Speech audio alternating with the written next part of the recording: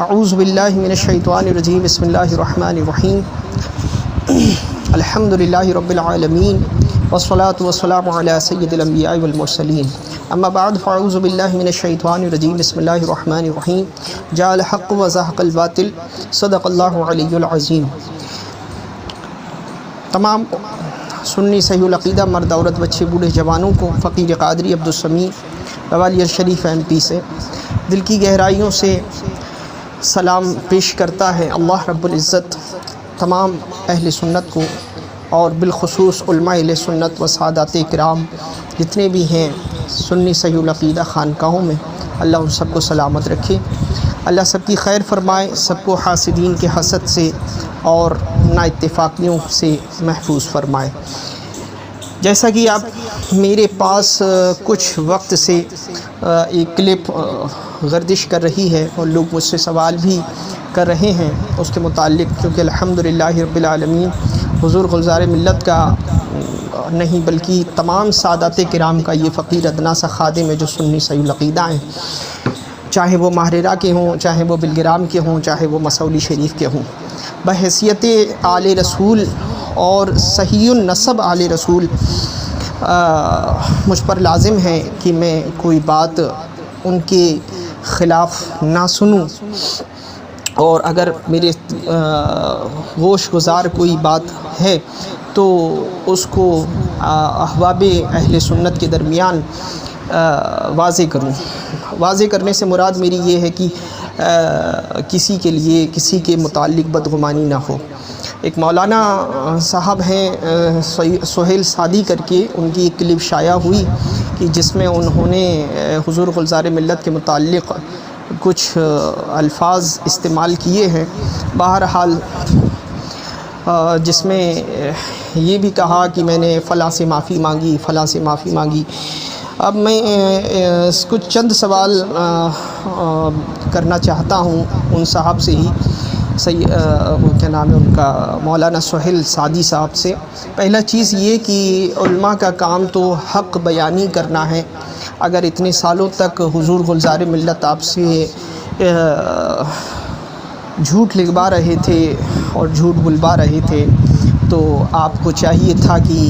کچھ سالوں پہلے ہی اسی وقت، بلکہ علماء تو ایک لفظ بھی، علماء حق کا تو یہی کام ہے کہ اسی وقت آپ جو ہے اس چیز کا رد کرتے۔ اب اتنے سالوں بعد جب کتابیں بھی چھپ گئیں، سب کچھ ہو گیا، تو اب یہ بات نکل کے کیوں آ رہی ہے؟ پہلی چیز یہ، آپ کی ان تمام باتوں سے جو ہے آپ حقیقت کیا ہے اللہ اور اس کا رسول بہتر جانتا ہے، لیکن آپ کی ان تمام باتوں سے جو عام عوام اہل سنت ہے تو وہ بدظن ہو رہی ہے، اور مخالفین جو ہیں ان کو جو ہے انگشت نمایاں کرنے کا، اور اہل سنت پر ویسے بھی لوگ جو ہے آنکھ دھرے بیٹھے رہتے ہیں اور کان لگائے بیٹھے رہتے ہیں کہ کب کوئی بات نکلے اور کب ہم اس کے دل کا تاڑ روئی کا پہاڑ بنائیں۔ تو یہ سب چیزیں اس باتوں سے پیدا ہونے کے امکان ہیں۔ تو لہٰذا پہلی چیز تو یہ تھی کہ آپ اسی وقت بیٹھ کر حضور گلزار ملت سے بات کرتے کہ حضور نہیں، یہ شریعت کے خلاف ہے اور میں اس کام کو نہیں کر سکتا۔ اگر یہ بات حق تھی تو اب اللہ جانے، آپ جانے، یا سرکار سیدی گلزار ملت جانے۔ پہلی چیز، پہلا سوال میرا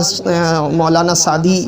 کیا نام ہے ان کا، سہیل سعدی صاحب سے یہ ہے۔ دوسرا سوال میرا یہ ہے کہ جب آپ کہہ رہے ہیں مفتی رحمت علی صاحب کے متعلق بھی آپ کی کلپ ڈلی ہوئی ہے، آپ نے توبہ مانگی، تو پھر آپ جب یہاں توبہ مانگ رہے ہیں تو اس پر کیسے یقین کیا جائے کہ آپ یہاں یہ ساری باتیں بول رہے ہیں تو یہ سب صحیح ہوں گی، وہ بھی ایک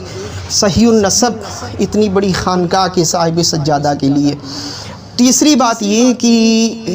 آپ سے اگر حضور گلزار ملت نے کوئی بات اپنے گھر کی لکھوائی ہے تو وہ گھر والے ہیں۔ پہلی چیز تو یہ ہے کہ ان کو، جیسے کہ گھر والے سے مراد میری یہ ہے کہ ان کو اپنے باپ کی بہتر پتہ ہوگی، اپنے دادا کی بہتر پتہ ہوگی، جیسا کہ ابھی کچھ وقت پہلے ہی اعلیٰ حضرت کو لے کر ہی ماہرہ شریف کے ایک صاحب نے یہ کہا تھا کہ یہ جو آل رسول مہرروین نے اعلیٰ حضرت کے متعلق فرمایا تھا کہ آل رسول دنیا سے کیا لایا ہے، تو کہہ دوں گا احمد رضا لایا ہے، تو اسی خاندان کے ایک شخص نے یہ بات کہی کہ یہ بات ان کے متعلق معتبر نہیں تھی، اور انہوں نے اس بات کا رد بھی کیا، اور پھر اسی بات کا جو ہے ان کی اس رد کرنے کا رد کرتے ہوئے اسی خاندان کے پھر بڑے اکابر سیدی سرکار حضور امین ملت مہروی مدظ اللہ النورانی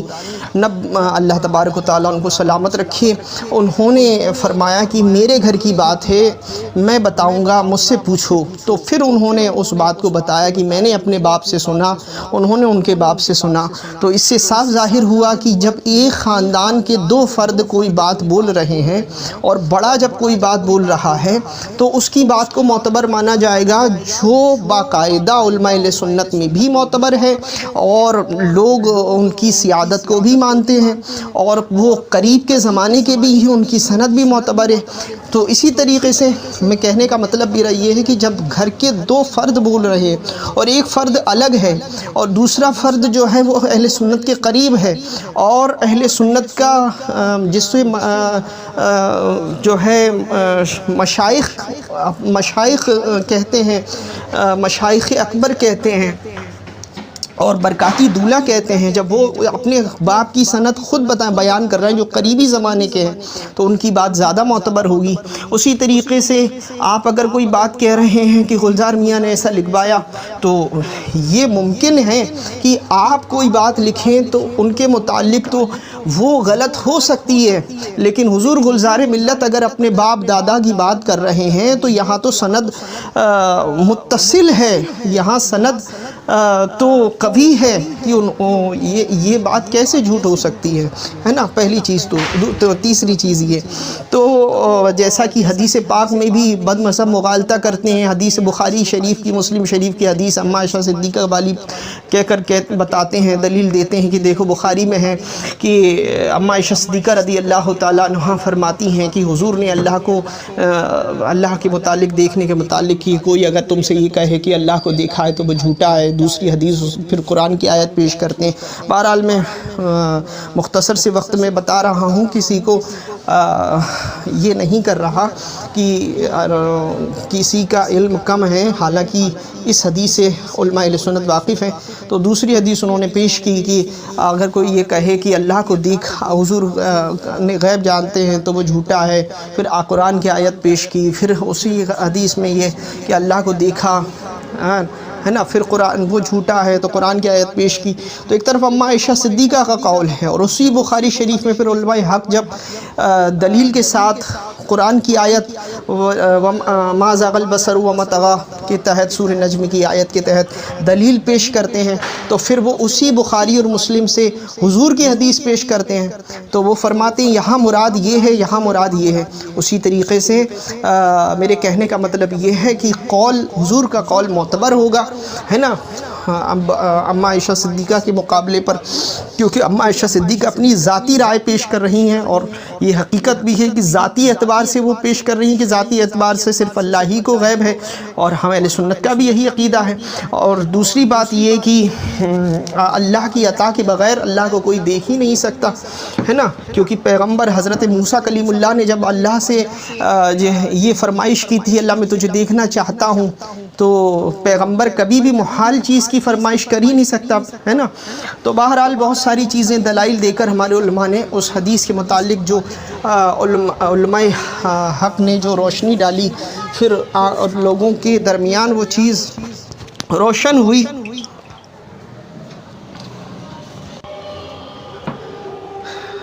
تو حضور کا قول آگے رکھا گیا، اور ظاہر سی بات ہے نا، تو بات کا فرق ہوتا ہے۔ ہو سکتا ہے کہ کوئی درمیان میں مسئلہ ہو ایسا جس کو آپ جو ہے سوشل میڈیا کے ذریعے نہ کرتے ہوئے خود حضور سیدی سرکار گلزار ملت کی بارگاہ میں حاضری دیتے، جو کہ جبکہ میں نے سنا ہے کہ آپ وہاں پڑھاتے تھے، پڑھے بھی ہیں اور امجدی لگاتے ہیں، تو شاید آپ کی نسبت وہاں پڑھنے سے بھی ہے حضور محدث کبیر کے ادارے میں، تو ایسا ہو سکتا ہے۔ بہرحال میں آپ کی ذاتیات پر تو نہیں جانتا، لیکن بہرحال حضور گلزار ملت جیسی شخصیت پر اتنی بڑی بات سوشل میڈیا کی معرفت شائع کرنے سے علماء اہل سنت میں جو ہے ایک انتشار کا ماحول اور جو ہے مخالفین کے لیے، حاسدین کے لیے جو ہے نقطہ چینی اور احباب کے لیے جو ہے بدگمانی کا سبب بن سکتی ہے۔ یہ تمام چیزیں آپ نے ایک توبہ تو کر لی، اب یہ ایک توبہ آپ ظاہر سی بات ہے سید زادے کے متعلق، اور پھر آپ ایسی باتیں کر رہے ہیں تو آپ کو چاہیے کہ آپ پہلے اکابرین کی بارگاہ میں تشریف لے جاتے ہے نا، کسی کی بھی بارگاہ میں، اور ان کی بارگاہ میں یہ بات پیش کرتے، اور پھر وہ جو فیصلہ کرتے وہ ہمارے سر و ماتھے پر ہوتا۔ نہ آپ کسی اکابر کے پاس گئے، نہ پھر سہیل سعدی صاحب سے ہی سوال ہے نا، اگر ان کو توبہ تلہ کرنے کی اور کلمہ شریف وغیرہ پڑھنے کی اتنی ضرورت پیش آ گئی کہ توبہ کرنے کی، تو یہ سب چیزیں حالانکہ توبہ وغیرہ تو کرتے رہنا چاہیے، ہر وقت کرنا چاہیے، کلمہ شریف بھی ہر وقت پڑھنا چاہیے، لیکن سوشل میڈیا پہ ضرورت آ گئی تو اس سب چیز سے برائیاں پیدا ہوتی ہیں، اور دشمنان اہل سنت کے لیے جو ہے ایک موقع فراہم ہم کر رہے ہیں۔ تو چاہے لوگوں سے بھی میری گزارش ہے کہ ان تمام باتوں پر کان نہ دھریں، اور تمام احباب حضور، کیونکہ حضور گلزار ملت کے متعلق ایک بہت بڑی لوگ پلاننگ بنائے بیٹھے ہیں ان کو بدنام کرنے کی، بہت سارے لوگ۔ تو اس کلپ کے ذریعے میں یہ بتا دینا چاہتا ہوں، ہم کسی عالم کی، سہیل سعدی صاحب مولانا ہیں، عالم ہیں ہے نا، تو ان کو چاہیے کہ وہ اپنے سے بڑے علماء کی بارگاہ میں حاضری دیتے اور ان کی بارگاہ میں یہ معاملات پیش کرتے ہے نا۔ اب اس طریقے سے کرنے کا مطلب کیا نکلتا ہے نا، اب آپ سمجھتے ہیں، سمجھدار سمجھتا ہے کہ کیا نکلتا ہے۔ آپ کو چاہیے تھا کہ آپ جو ہے اس کتاب کے متعلق علماء اہل سنت کی بارگاہ میں جاتے، پھر علماء اہل سنت کا حکم سناتے کہ فلاں علماء کے پاس میں گیا اور ان علماء نے اس کی تصدیق کی، خود حضور گلزار ملت سے اس کی تصدیق کی جاتی، وہ کچھ بھی نہیں ہوا، آپ آئے سیدھا اپنے کلپ ڈال دی۔ اب اس سے علماء اہل سنت میں جو ہے ایک افراتفری اور ایک بدگمانی جیسا کہ چل رہا ہے ماحول، اب ایسے ہی علماء حق اور سادات حق کے لوگ مخالف ہو رہے ہیں جو ناحق ہیں ہے نا، تمام فرقہ باطلہ سر اٹھا رہے ہیں، اور یہ ایک موقع اور مل گیا ان کو۔ اللہ تعالیٰ سے دعا کرتا ہوں کہ اللہ تعالیٰ آپ میری بات کو اللہ تعالیٰ سے دعا کرتا ہوں کہ آپ میری بات کو سمجھیں اور اپنی اس کلپ کو ڈیلیٹ کر کے واضح دلائل کے ساتھ، یعنی کہ کہنے کا مطلب میرا یہ ہے کہ علماء حق، علماء اہل سنت جو کابرین ہیں، آپ اگر حضور گلزار ملت کے پاس نہیں جا رہے، حضور محدث کبیر ہیں، حضور قائد ملت ہیں، اور بھی بزرگان دین ہیں، یا پھر خود مسولی شریف میں جا کر آپ اپنے اساتذہ جہاں سے آپ، میں نے سنا ہے کہ آپ وہیں سے پڑھے ہیں، تو ان سے ہی تمام چیزوں کو ڈسکس کرتے، پھر اس چیز کو منظر عام پر لاتے، تو ایک سمجھنے والی بات بھی ہوتی ہے نا۔ اللہ تبارک و تعالیٰ، اور رہی بات جہاں تک گلزار ملت کی، تو ہم آپ کے قول کو معتبر نہیں مانیں گے کہ جب تک حق ظاہر نہ ہو جائے، کیونکہ یہاں ایک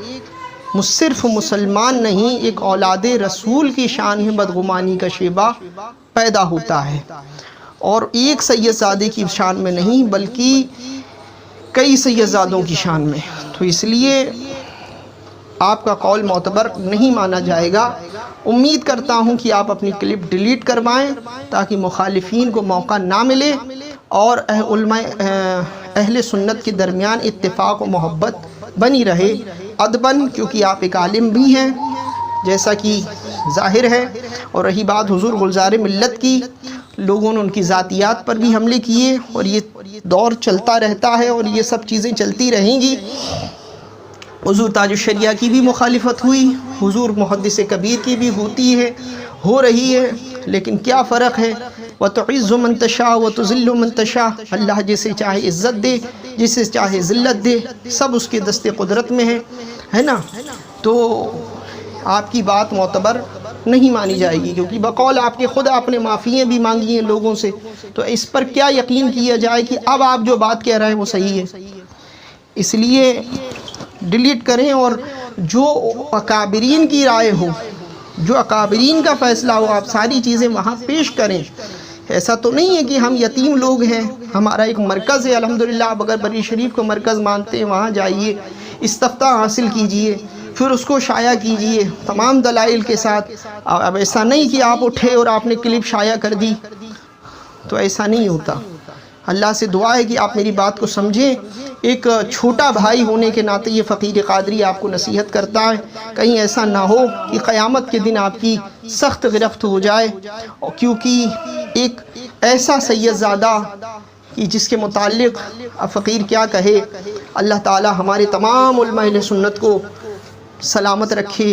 سنی صحیح العقیدہ جتنی بھی خانقاہیں ہیں مسلک اعلیٰ حضرت کی پابند ہیں، اللہ تعالیٰ ان سب کو سلامت رکھے اور ہم سب کو ہدایت عطا فرمائے، مسلک اعلیٰ حضرت پہ قائم رکھے۔ السلام علیکم۔ اور جہاں تک فقیر کا علم ہے، حضور گلزار ملت کی شفقتیں آپ پر بہت رہیں، اور حدیث پاک کا خلاصہ ہے کہ جس نے بندے کے شکر کا حق ادا نہ کیا، جس نے بندے کا شکر ادا نہ کیا، اس نے اللہ کے بھی شکر کا حق ادا نہ کیا۔ تو شکر کا ادا کرنے کا تو دور کا مسئلہ رہا، آپ نے تو باقاعدہ ایک کلپ ہی مخالفت میں بنا کر پیش کر دی، بغیر کسی تحقیق کے، بغیر کسی، اب پتہ نہیں پیچھے آپ کے کیا مسئلہ رہا۔ حسن ظن رکھتے ہوئے میں کچھ اور بات نہیں کہنا چاہتا، مگر اتنا ضرور کہوں گا کہ حضور گلزار ملت وہ ذات ہے اور وہ علی کا شہزادہ ہے جس کے ساتھ منافق نہیں ٹھہر سکتے، اور علم بردار مسلک اعلیٰ حضرت ایسا ہے کہ کسی بھی قسم کی ملاوٹ یا صلح کلیت اس کے دور دور تک نہیں پھٹک سکتی، اور اللہ نے اس کو شریعت کا ایسا پابند بنایا ہے کہ اللہ رب العزت کے کرم سے اس کی صورت جو دیکھ لے تو کافر کلمہ پڑھ لیتے ہیں۔ تو اس سے بڑی ان کی حقانیت و صداقت کی دلیل فقیر قادری پیش نہیں کر سکتا۔ اور سینہ سپر رہ کر مجھ جیسے کئی غلام ان کے لیے